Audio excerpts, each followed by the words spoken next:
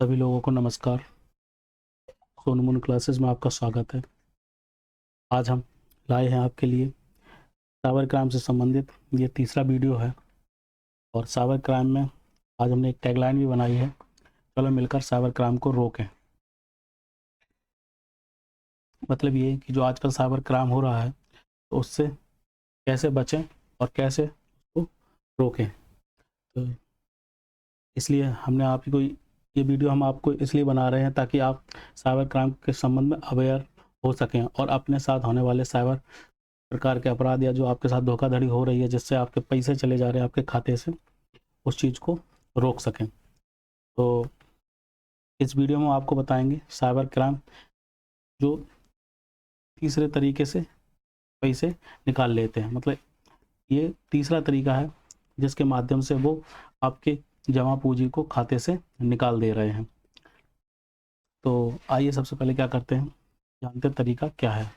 तो तरीके का नाम है रिश्तेदार, परिचित और मित्र बनकर। ठीक है, क्या करते हैं वो आपका रिश्तेदार बन जाएंगे या परिचित बन जाएंगे या कोई मित्र बन जाएंगे, इसके माध्यम से पैसा निकाल देते हैं। ठीक है, तो मान लीजिए ये एक साइबर अपराधी है या अपराधिया है। ठीक है, ये मेल है, ये फीमेल है, कोई भी हो सकता है, जरूरी नहीं पुरुष का ही फ़ोन आया आपके पास।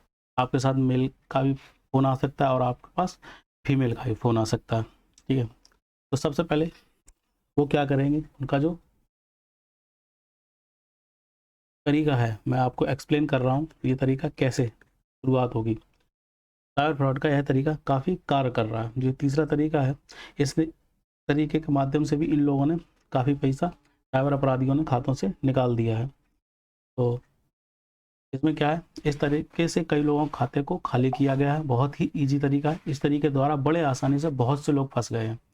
मतलब आप समझ पा रहे हैं, बड़े आसानी से, मतलब वेरी सिंपल वे में कई लोग फंस गए हैं और जिनके खाते से पैसे चले गए हैं।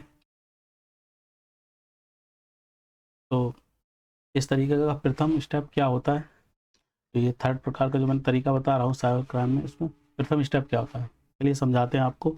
इस तरीके में साइबर अपराधी एक अज्ञात नंबर, सबसे पहली कंडीशन क्या है, कोई ना कोई अज्ञात नंबर ही से कॉल आएगी। ठीक है, क्योंकि साइबर अपराधी किसी ज्ञात नंबर से कॉल करेंगे नहीं, वो कोई ना कोई अज्ञात नंबर ही होगा। अज्ञात नंबर से आपके पास फ़ोन करेगा और कहेगा कि सर आपने पहचाना हमें, मैं कौन। इस पर आप आश्चर्य के साथ, कभी कभी कोई नहीं कहता हाँ भाई पहचाना कौन, तो हम लोग एकदम दिमाग दौड़ाते हैं कौन हो सकता है। तो आप आश्चर्य के साथ कहते हैं कि नहीं मैंने तो नहीं पहचाना। इस पर वो एकदम हंसते हुए कहेगा कि मैं गुड़िया। गुड़िया किसी व्यक्ति का नाम जो कॉमन सभी परिवारों में होते हैं, तो गुड़िया नाम की जो लड़कियां हैं मोस्टली परिवारों में होती हैं। जैसे गुड़िया, लाली, सोनू, मोनू आदि ले सकता का हस्बैंड बोल रहा हूँ।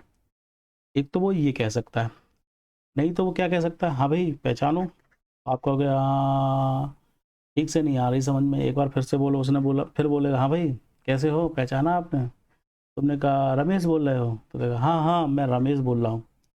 तो एक तो तरीका उसका ये है। और एक तरीका डायरेक्ट ये है, वो अपनी तरफ से परिचय देगा, हेलो मैं गुड़िया का हस्बैंड बोल रहा हूँ, या मैं सोनू का दोस्त बोल रहा हूँ, या हम मोनू के मित्र बोल रहे हैं। इस तरह से वो अब आप जब भी इतना बोलेगा, अब यहाँ शुरुआत होती है नेक्स्ट स्टेप की।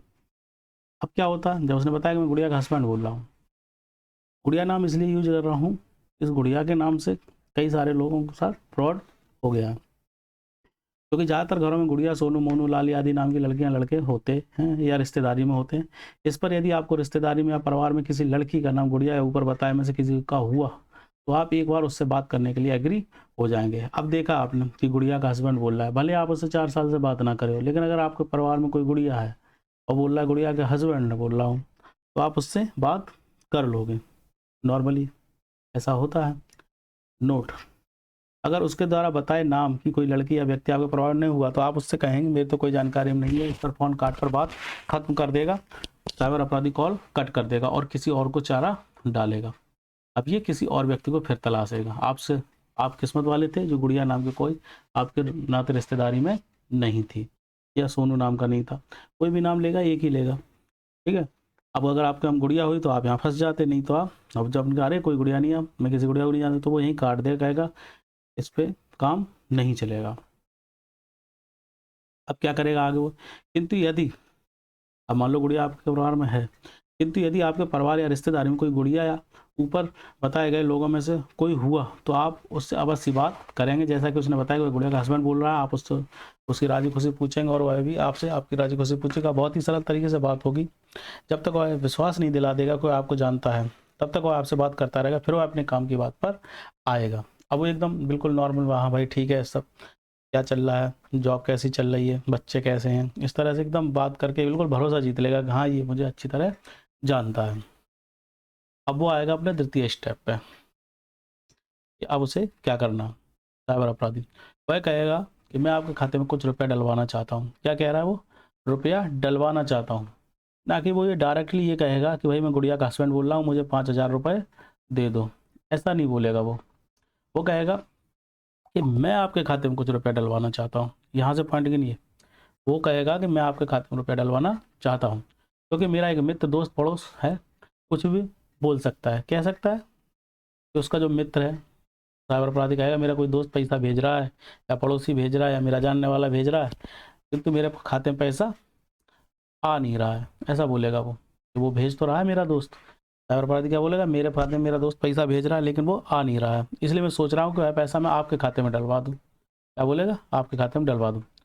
जब मैं आपके पास आऊँगा तब मैं आपसे ले लूँगा, आप मुझे बाद में भेज देना। ऐसा बोलेगा वो।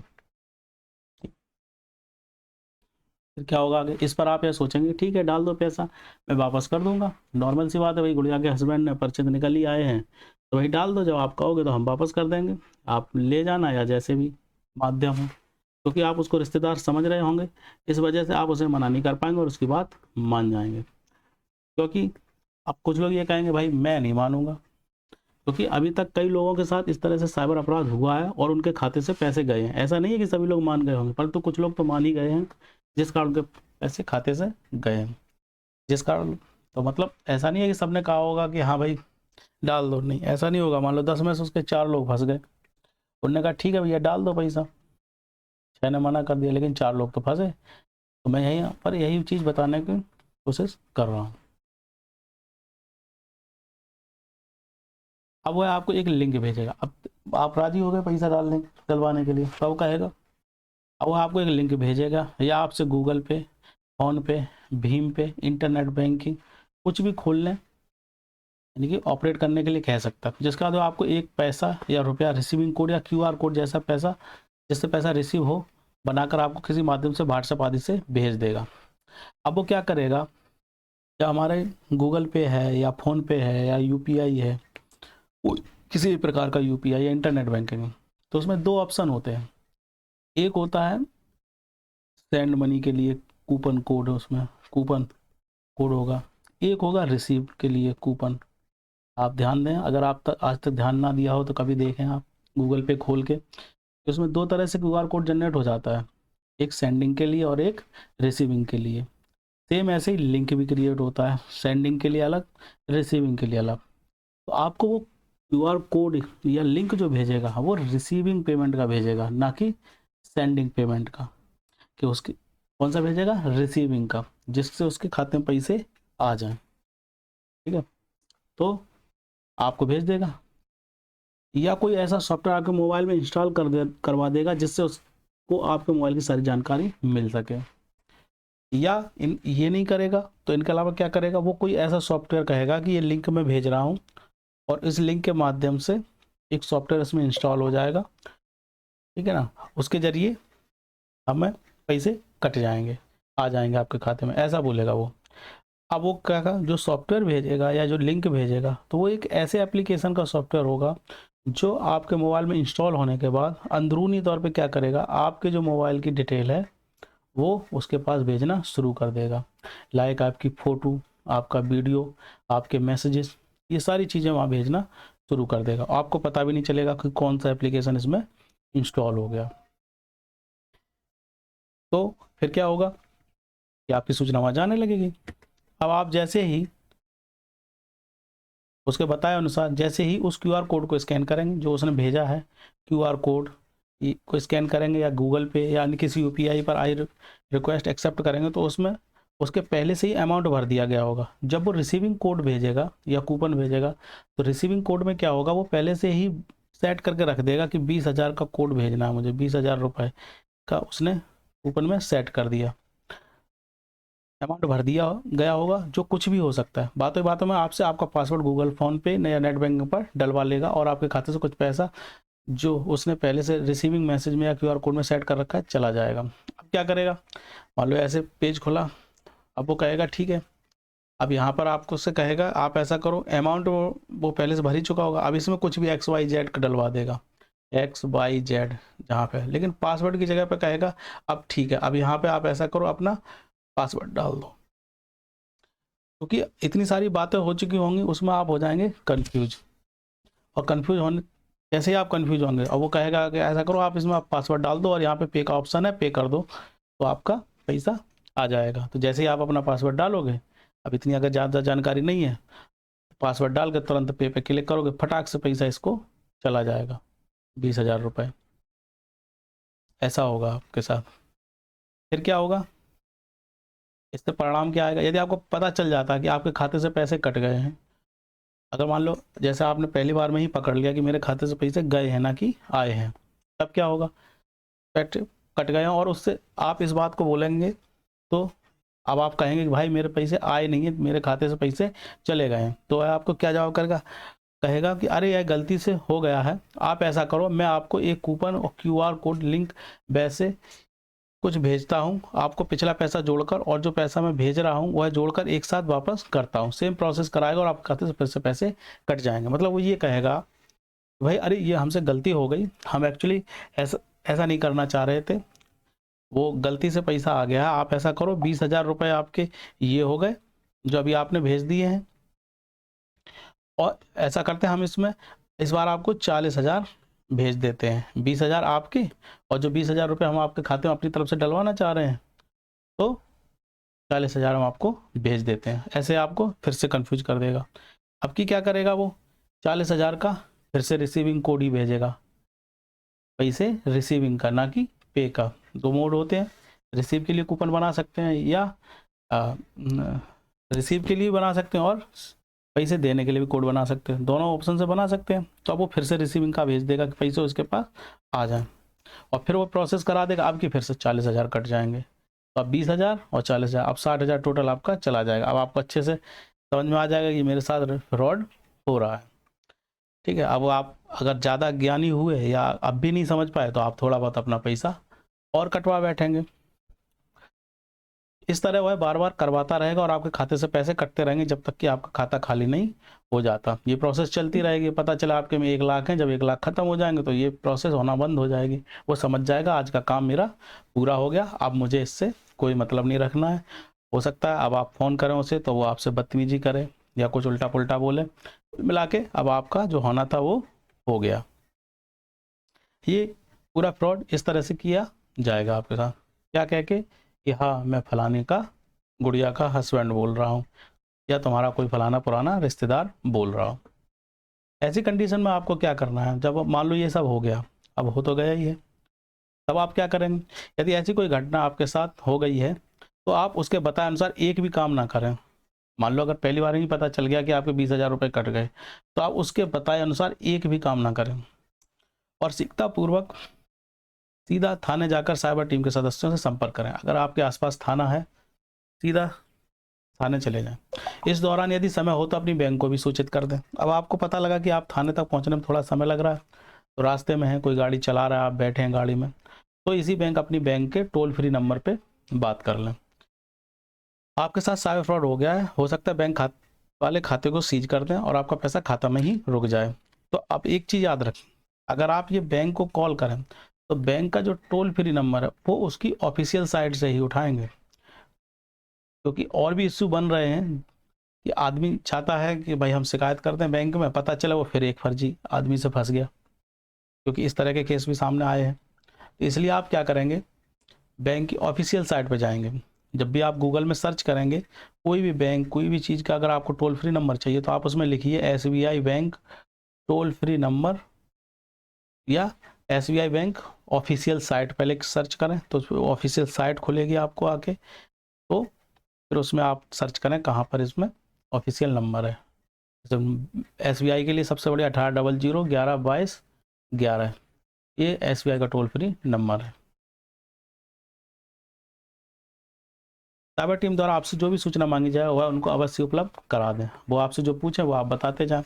कितना ट्रांजैक्शन हुआ, कितने समय पर ट्रांजैक्शन हुआ, ट्रांजैक्शन आईडी क्या है, जो ये 12 नंबर की ट्रांजैक्शन आईडी होती है 12 डिजिट की, इसकी बहुत ज़्यादा आवश्यकता होती है, ये आपको देनी होगी, तभी हम उससे फ़ायदा होगा। यदि पुलिस के पास जाने का समय ना हो या पुलिस थाने तक नहीं जा पा रहे हो तो तुरंत 1930 नंबर पर साइबर से संबंधित करें। ये 1930 जो है साइबर से संबंधित कंप्लेंट का सबसे फर्स्ट नंबर है इस समय। इस पर आप अगर शिकायत दर्ज कर देते हैं और ज़्यादा समय नहीं होता है अगर, तो आपके पैसे बच सकते हैं। कॉल करें और उनके बताए अनुसार कार्रवाई करते जाएं। जो डिटेल वह मांगे वह जल्द से जल्द उन्हें देने की कोशिश करें ताकि उनके द्वारा भरी जा रही सूचना जल्द से जल्द भर जाए। जितनी जल्दी आप रिप्लाई करेंगे उतनी जल्दी वो सूचना भर देंगे, उतनी जल्दी फॉर्म फिल होने के बाद आपकी आगे की कार्रवाई ऑटोमेटिक ही शुरू हो जाएगी। तभी संबंधित जगह पर मेल चले जाएंगे।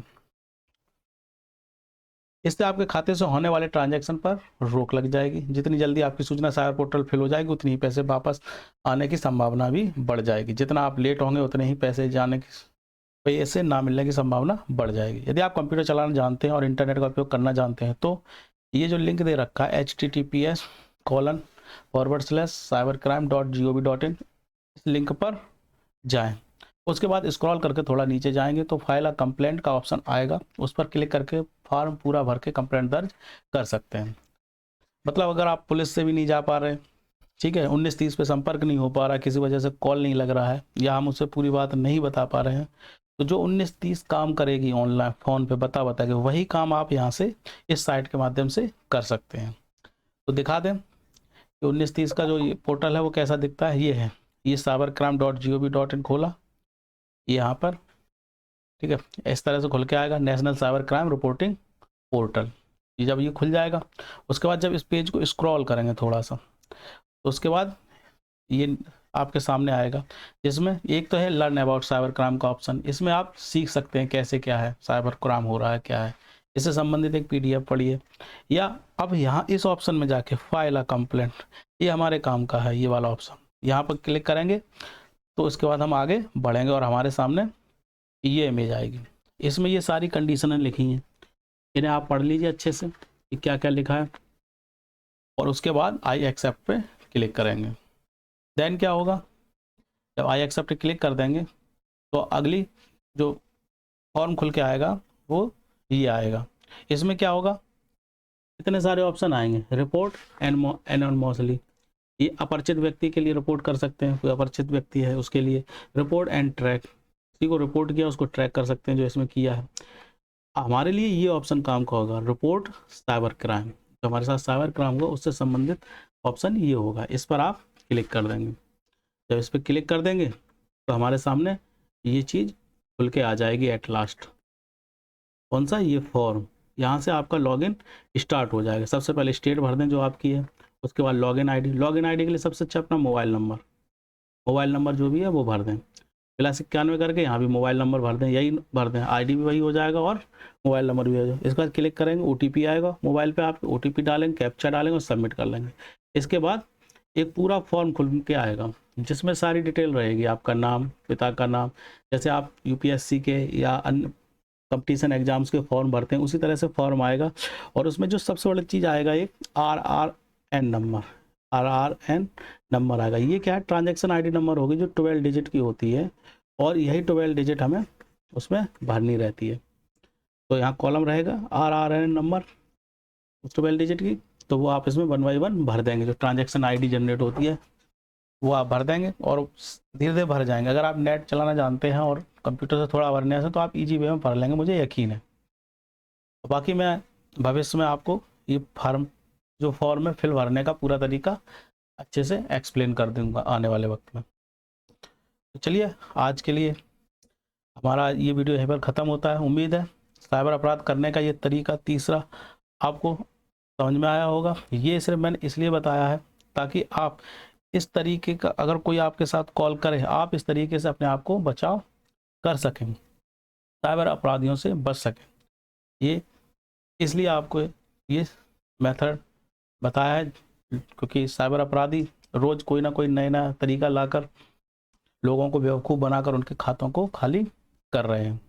और आपको इन तरीक़ों से बचना है। आप जितना अवेयर रहेंगे उतना ही आपका बैंक का पैसा सेफ रहेगा। हमारी टैगलाइन है, चलो मिलकर साइबर क्राइम को रोकें। उम्मीद है आप सब लोग इस वीडियो को अच्छे से देखे और समझे होंगे, और अगर आपको हमारा वीडियो अच्छा लग रहा है तो आप सभी लोग मेरे वीडियो को अधिक से अधिक फॉरवर्ड करें, चैनल को सब्सक्राइब करें। तो थैंक्स ऑल ऑफ यू। आज का वीडियो यहीं पर ख़त्म होता है। जल्दी आपको साइबर क्राइम से संबंधित तरीका नंबर 4 लेकर आएंगे और उससे बचने के तरीके आपको बताएंगे। Thanks all of you.